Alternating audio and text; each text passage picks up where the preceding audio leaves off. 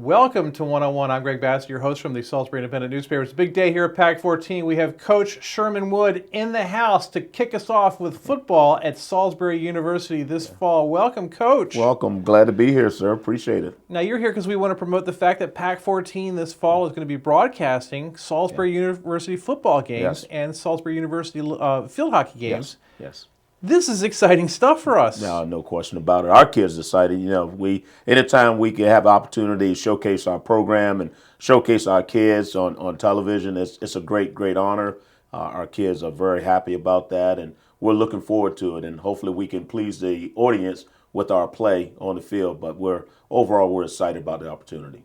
Well, this is a question you're tired of asking over the years, and you're just tired of it, I know, but it's the one I have to ask. Division III school, little Eastern Shore town, kind of a small college, university. Why is your team so good every year? Well, number one, obviously, I have to give credit to the university. I mean, we have such fine facilities on campus. It's a family atmosphere. Everyone works together. We're a college town. Even the local businesses work well with our program. Whenever we bring recruits on campus, they just can't believe that we're a Division III program based on our facilities and even obviously our athletics facilities as well. So I think that's number one. Our goal when we recruit is, well, just come to campus. You'll see. Don't listen to anything else. Just get to campus. And once we get them to campus, we believe we have a chance. And that's how it all starts. And obviously our programs have a really good winning tradition, and kids want to be in a situation where they want to win. And we put ourselves in that position. So started off, my first couple of years was pretty tough, but once we got the recruiting piece going, obviously things worked out, and obviously being around such a great staff. We've have the core of our staff that's been together for over 20 years. So we have some idea what it takes to put a fine program together, and obviously it starts with recruiting. But once we get the kids on campus, the campus sells itself. So this 20-year success, 25-year success has nothing to do with you being a great recruiter and mentor and football coach. Well, it's a combination of everything. Everything matters, no question. That's what we always say. Everything matters. It's just one of those things where I really care about the community as well. We just want some good character kids in our program. Teach that from day one. Obviously, kids that know what it takes to be successful on and off the field, especially with our academic reputation at Salisbury University. So we have to make sure as a staff that we adhere and understand our mission statement as a university. And once we understand that and go out and get the best available student athletes, everything matters and everything works out hopefully in our favor. Now, I don't know if people know, Division III means there are no athletic scholarships offered, so these kids are paying their own way to go to school. So that incentive is off the table. So you really, and they have to be able to get into the college, which is really hard. So you've got some really fine student athletes. No question, and that's a great point because quite a few of the kids, they want to be at Salisbury and play athletics and football because they love the game and they love the school, and that says a lot about them. They're high character kids. Fortunately, there are some ways to at least receive some grant and aid and financial aid. So some kids are in a pretty good position that can receive some of those things. Other kids believe that Salisbury cost is really comparable to a lot of other schools. So we take that when we go out in the recruiting world, is that we believe the cost of our institution is probably cheaper or better than any other school that's recruiting them at our level, and that gives us a chance. Now, you start every year with one goal: to win a national championship. Well, that's the ultimate goal, no question about it. It is a challenge, no question. So we went from our goal of being competing for a national championship, and we have a little 3-tier type of goal setting that we have. We're a little pyramid, and also we start with win each game. Take one game at a time, take one practice at a time. Once we get to that point, then the goal is the conference championship. Once we get to that point, the regional championship, and then whatever happens from there, hopefully the ball bounces a certain way, and there you go. That's what happens. So, and it helps that myself and a couple staff members played in either national title game or played in the semifinals NCAA game, and I always tell the kids that it is a great feeling to be in a tournament, and that's always something that we always look forward to. No question about it. What's the team look like this year? Not bad. I definitely believe, our seniors don't want to hear this because we only have 10 seniors out of 122 kids. That means they're going to be stacked for next year. Go ahead. So we, we're a fairly young football team. Yeah. We have a host of freshmen and sophomores, but that's all it is. Our goal remains the same. We want to win every game, but we want to make sure that we know it's a challenge each year as a staff, especially being so young. Just try to teach the kids the fundamentals and what the program is all about. That takes a little time, but our leadership has been great thus far. They make sure that our kids are really on top of things and understand the tradition of the program. We get right into it right away from day one. Let the new kids understand what the tradition and what the program is all about and who we're representing. Not only our program, but their families, obviously the university as well. So we get right into it. We had a couple student orientation. We have our own new student orientation, which we had last night. We had a group of kids talk to the new kids about their experiences. We had a couple kids that had a 4.0 last semester. They talked to the kids how that came about. We had a transfer. He explained what it's like to transfer from another school to Salisbury. Then we had an overall leader, that had he's been there for 4 years and try to tell the kids what it's all about. So we really educate and school our kids right away and sort of grow up fast, throw them to the wolves or whatever you want to call it. But either way, we want to win each game. So when I'm sitting there in the stands this fall, who should I be looking for? What player do you want me to look at? Well, I tell you, on the offense side of the ball, it starts with the center. A kid that's been there for quite some time. He's a senior, Conor Lugo. He will definitely be the leader on the offense. Usually you talk about the quarterback being the leader, which obviously that's true. But this guy here, he is a team leader. So he's definitely someone to look out for. Hunter Cleaver, a wide receiver, who's definitely getting some looks from the next level, is someone I think people will definitely enjoy seeing play. He hustles back and forth, even away from the ball. You'll see him running and blocking, but he goes up for the ball. He's a big-time hustler. Joey Bilstein, one of our running backs, I think he's going to have a super year. He led the conference at the fullback position in rushing, so he'll be ready to go. Got a kid, David Fletcher, I think will be pretty good on the offensive side. And we have two quarterbacks I think will be battling out throughout the year. Andre Matthews, who's a local kid, Wycomico High kid, is doing real well. And Micah Brubaker, a sophomore from Pennsylvania, that we're really, really excited about. So on the offensive side, those guys are the ones. Defensively, I feel pretty good about our inside linebackers, Jimmy Salatano. I think he's going to have a super year. Man, Brock Keeler will probably be there right with him. Front, we'll probably have Chris Callaghan, a couple first-time starters also up front on the defensive line. So we'll see how that goes. In the secondary, Aaron Yonke and A.J. Butler, two returning all-conference players, will definitely help us. But overall, with those groups, we're a fairly young unit. Did you go after defense? Because your defense is always good. Yeah, defense, I tell you, when they run to the football, we do a great job of pursuing to the ball, very disciplined, communicate, organize. We do have a kid that we switched from outside backer to safety that provided some height back there, and that's Joshua Adewumi, that'll help with pass defense. And our rush guys, Ben Speece and Casey Counts, they definitely should be coming from the perimeters to make some things happen. So overall, we're really good. Our kicking game is going to be really young. We have all freshmen. Wow. So that's all I can tell you about those guys. Wow. We'll see. Well, and your quarterback play has always been good. Your quarterback receiver play, and you think like at a Division III, there's going to be a lot of running of the ball, but you guys throw the ball around. Our play action is great. We definitely we led the nation in passes per completion, so we're good with that, and we want to keep that going. But I'm real excited about those guys orchestrating the offense and getting some things going. So we'll see. That went on too long. One question. Wait, went on too long? I just said one question. He's good. I enjoy this. Yeah. For the community, the product that you put on the field is really entertaining. It's a beautiful facility to go there. The sight lines are great. And those students really perform well. I mean, they're not professional out there. They're not as fast as the NFL guys. No. but the product that you put out there is incredible, and you can see what's going on in the field. You can see the thought process behind the plays, and you can see the really outstanding athletes that sort of step up. Well, I'm glad to hear that, and a lot of credit to our staff when it starts with what I mentioned about the organization piece and how well groomed our practices are, and we make sure our kids are accountable and pay attention to detail. You can come to one of our practices and it is really laid out by periods. The horn blows every 5 minutes, and we're rotating it, different stations, different drills, just keeping them flowing. And once they create those fast-paced habits, that transition right into the game. So, and that's part of it.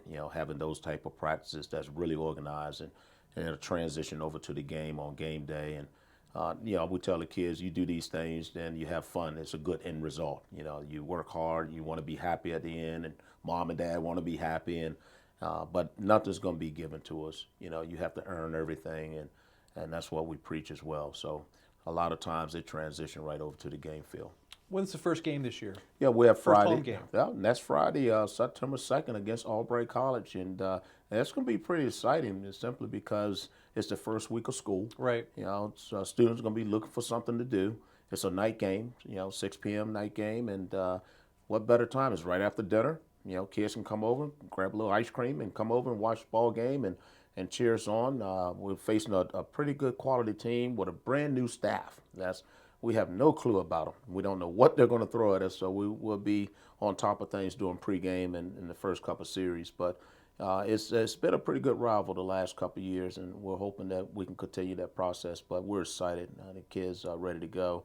But it's a nice Friday night game. We throw one in there every once in a while to get that high school feel. Right. So people love that. Right. Who is your big rival now?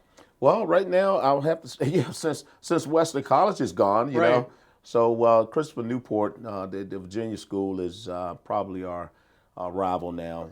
They are another big public school that has a real good reputation over there in the Tidewater area. They get some pretty good kids, and Yeah, it used to be Newport News Apprentice, and they were like Yeah. a joke. Yeah. But now suddenly they're like legitimate. Yeah, Christopher Newport is a big time Yeah. school. Yeah, they I want to say their both basketball programs was in the national tournament, and their lacrosse program lacrosse is good. is Yeah. good as well. So it's pretty good school, about 5,000-6,000 students, and they view us as the rival. Right. They play their best against us, and hopefully we'll play our best against them. So, but other than that, we'll play that New Jersey conference schedule, and we have Western New England on the schedule. We'll travel to Springfield, Massachusetts. That'd be something really exciting for our kids to experience that type of atmosphere.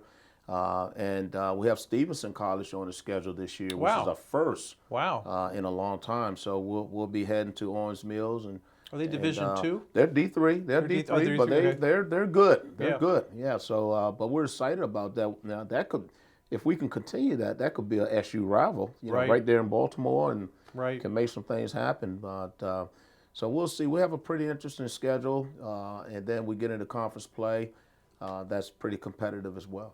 What's going on the field right now? You're practicing every day? Yeah, so we started football camp. We checked in on August 8th, which the NCAA allows us 2 administrative days before we can get started. So obviously we got organized, checked in August 8th in the evening just to get in the rooms and get squared away. The next day was more of administrative, did a few headshots, and our trainers did a concussion screening and just get organized, do a campus tour. And then we started August 10th. So we've been in camp since August 10th. And we wrap up August 27th, which is in a couple of days. So we're excited so far. Had a few injuries, unfortunately, but none have been. I don't believe it's season ending, but it will slow a couple of kids up from getting on the field for a month or so. But other than that, we're grinding. We're getting it done, and wrapped up with inter squad scrimmage. Had some officials out there. Bob Cannon, a couple of those guys came out and educated us on some new rules and things of that nature. So. We're getting it in. We're getting it in. You've had some great players come through. Some Yeah. guys have made it in the NFL. Everyone talks about Dan Quinn, the great coach who was here. He's Yeah. with, I guess, Dallas Cowboys now. Yes, correct. Talk Talk about some of the people that have really made a difference. Well, you have Byron Westbrook also, who played the Washington Redskins. He was fast. Yeah, he was fast. He was fast, and he was one of the few two-way players we had, both offense and defense. So obviously that plays a big role. Kyle Acker, a kid that played tight end for us, did real good. Jarrell Chandler, local Wahai kid who played in the CFL. We have a kid now, a wide receiver, Hunter Cleaver, that the CFL has paid attention to. So they're going to pay attention to his senior year, see what he does. We definitely brag about that. We have Dan Quinn's name right in the locker room. So when we bring a recruit in there, I always point to that locker room and say, that name sound familiar? And everyone always said, yeah, that name sounds so familiar, And once I pop it out there, like, what? He went here? Oh, it's a big-time recruiting tool for Took us. a team to the Super Bowl. That's right, man. We're just so happy. And I'm telling you something about Dan. He is actively involved with our program. Right. He stays in touch. He helps out with our golf tournament. Does a great job with that.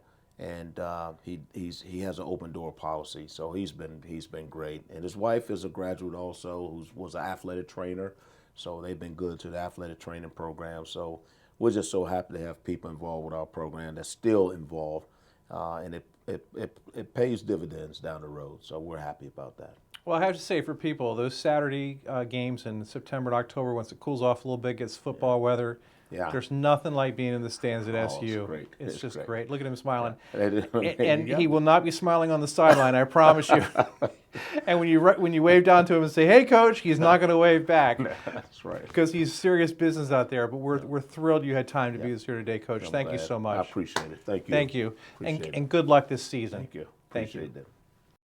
Joining us now in the studio is Dawn Chamberlain. She's the coach of Salisbury University field hockey. Great career, distinguished career, and she's excited about this season. And her team's also going to be broadcast here on PAC 14. Welcome, Coach. How are you today? I'm doing quite well, thank you. So how's the preseason look? Good. A little toasty out there today, but other than that, it's been very productive, and the women are working really hard, and we had some good results yesterday in our first scrimmage, and I think they're ready to go. How is it that for so many years your teams have been so dominant? What is the secret? Well, if I share that, then everybody will be that way. Well, so what's your standard think, answer for that? I think we have really good players who really buy into what we're trying to do, and they want to come here and they want to leave the program better than they found it. So we've got some key core values that they really believe in, and they're very disciplined, and they know that it's really important that we're in that jersey and what it means to the people who played before them and the people who are going to play after them. Yeah, now to me, and this is where as a spectator, I understand it, and I see field hockey is truly a women's sport. There is male field hockey, but you don't see it the same way. So you see female lacrosse and male lacrosse and that kind of thing. But it's really a dedicated, strong program with really tough women in that thing. Absolutely, and we have sticks, so Yeah. that's really makes us dangerous. But no, they're very committed, and they really work hard in season, out of season. They have to be strong. It's a very difficult position to keep your body in, so strength is paramount, and they just really do what they need to do to be fit and to be focused and to develop their skills. And we're the only country where the men don't play field hockey. So if you watch it in other countries, they all play it. But here, it's predominantly women who are playing it. There are a few men who play it club-wise, and we do have a U.S. team. But here it's mostly young women and young girls that are playing it, and we've certainly developed it and taken it to the next level. Yeah, I think it's such a character builder. And what gets me is you're focused on, you can't, even with ice hockey, you can sort of go down, skate down, and you've got the puck, but you can still see your range of vision. But with field hockey, you're looking down, and it's hard to survey the entire field and know what's going on.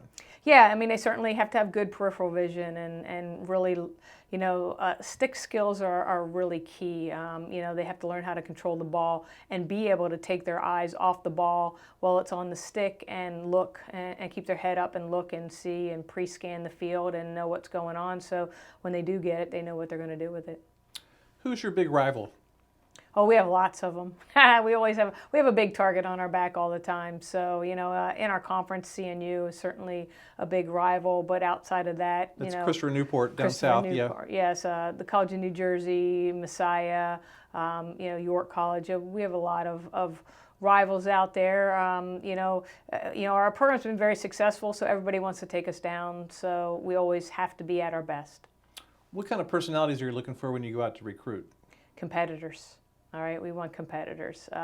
We want players who are of high character and want to compete, all the time. And everything that they do, they have to want to compete because, they have to earn a position on the field and they have to keep that position. So they're constantly competing and getting better. And that has, we want young women who want to get better at everything that they do. Every time they step on the field, they get a little bit better and leave a little bit better than they did the last time they were there. So, and that takes good discipline and good competition and and very high character because they have to be very dedicated to being the best that they can possibly be. It seems like you've got some good facilities in the last 20 years. There's been some great improvements made in terms of what you've got to offer for prospective players and students. Yeah, certainly the university sells itself. It's a beautiful campus and beautiful facilities. We have great stadium here. The one thing that we're lacking is the surface. Field hockey is meant to be played on AstroTurf, and we do not have that here. So that's the one thing that really hurts us in the recruiting process because players want to play on that surface, and the infill is a lot slower. So it makes a big difference, particularly when we get to playoff time. If it's on AstroTurf, we're at a disadvantage. But the stadium itself is absolutely gorgeous, and our locker room is beautiful. We couldn't ask for anything more then. So we just need to get a better surface. So and once we get that, I think we'll be right where we need to be. Yeah, I'd only ever seen it on grass, and I remember being at Wesley a bunch of years ago, and they had a AstroTurf surface up there, and to see one of your games, and it was a really different game. Yeah, I mean, they have a similar surface to what we have.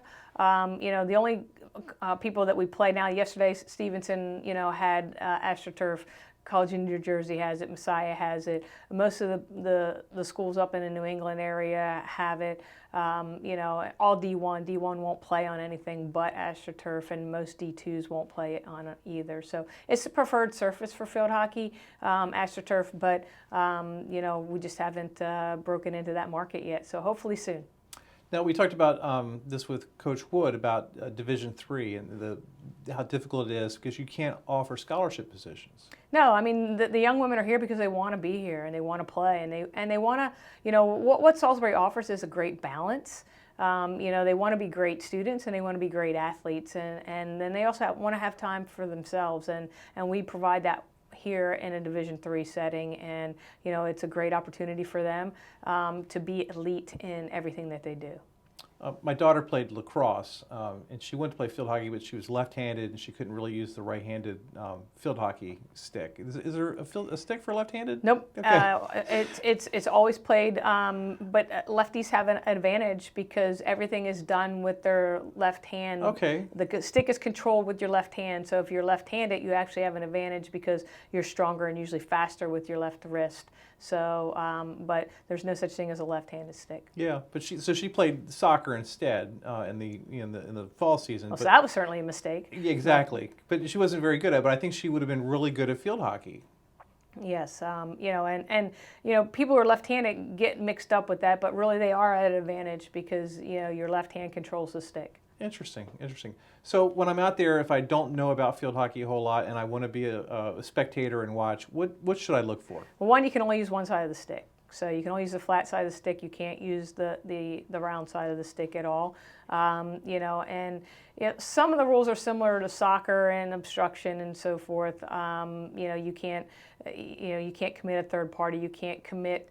You can't kick it with your feet. Can't go off any part of your body besides your stick and your hands that are on the stick. And and there's a lot of whistles, so you got to get used to that. Right. So, but we have a self-start, and lacrosse now adopted that, and women's lacrosse did. Right. So we started with the self-start, which makes the game much faster. There's no offsides, so it's really a quick game. So if I go out there, what players do you want me to watch this year for you all?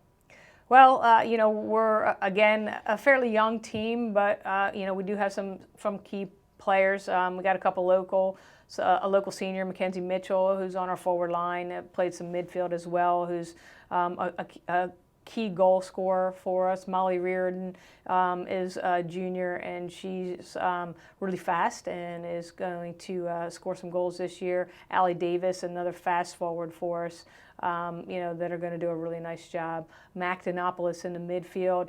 She's our lone returning midfielder that is going to be a key player for us, and she's going to have to run the midfield. And in the backfield, we have a really young backfield. So we've got 2 sophomores and a junior. And Isabella is one of our center back, and she's going to do a really nice job for us. She was a all-region player for us last year. And then Christine and Hannah, just really solid defense back there. We've got a 5th-year senior coming back who's been behind our All-American Dom Ferracci in the goal, and this is her time to step up and finally get an opportunity to play. So, those are some of the key players for us, and then we got some freshmen that are going to intermingle there and really do a nice job. Another local player, McKenna Horner, lightning speed.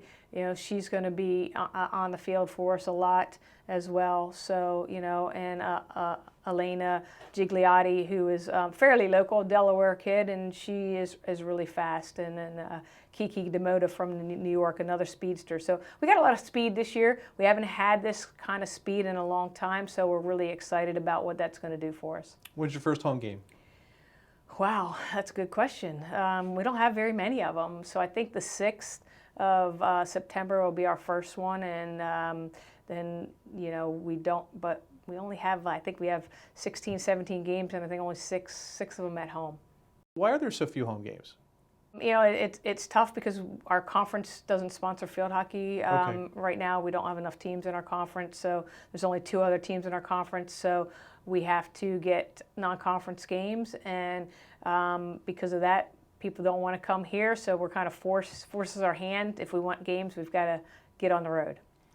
You've got 4 national championships. We're going to get a 5th one this year? Well, we're going to try really hard. I mean, it certainly is a goal every year. Is sometimes the ball bounces the right way, and sometimes it doesn't. But, we started off really slow last year. We finished strong. I think, they're ready to start a little bit stronger this year and hopefully finish a little bit stronger. So, it's certainly a goal. We got to start with making the conference playoffs and getting a conference championship and getting ourselves opportunity to go to the playoffs. But, our focus is one day at a time, one practice at a time, one game at a time, and staying in the moment. And hopefully that'll bring us good results. She's Coach Dawn Chamberlain. She's the head coach of the Salisbury University field hockey team, and we're thrilled she had time to be with us here today. Great luck this season, Coach. Thank you very much. Appreciate it. I'm Greg Bassett for the Salisbury Independent newspaper, another edition of One-on-One right here on PAC 14.